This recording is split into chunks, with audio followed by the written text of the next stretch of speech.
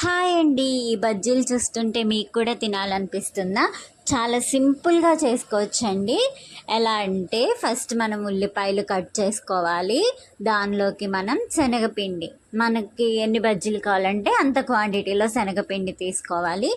ఇప్పుడు అందులో మనం కొంచెం ఉప్పు, రుచికి సరిపడా ఉప్పు ఒకటి వేస్తే సరిపోతుంది. పసుపు, కారం ఏం అక్కర్లేదు.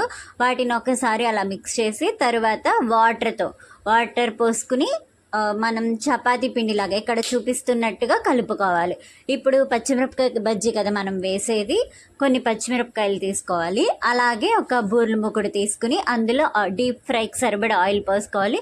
ఇప్పుడు ఇక్కడ చూపిస్తున్న విధంగా పిండిని పచ్చిమిరపకాయని తీసుకుని బజ్జీలాగా చేసి ఆ డీప్ ఫ్రై ఆయిల్లో వేసేయాలి. అలా మనకి సరిపడినంతగా వేసేసుకుని బజ్జీలు ఫ్రై మంచి గోల్డెన్ బ్రౌన్ కలర్ వచ్చేంత వరకు ఫ్రై చేసుకోవాలి. ఇక్కడ చూపిస్తున్న విధంగా ఈ విధంగా ఫ్రై చేసుకున్న తర్వాత మనం ఒక ప్లేట్లోకి తీసుకుని తింటే ఉంటుంది. ఈ విధంగా అద్భుతంగా అని చెప్పచ్చు. మీరు కూడా ట్రై చేయండి. రైస్లో కూడా చాలా బాగుంటుంది. అంతేనండి ఈ వీడియో. Bye bye.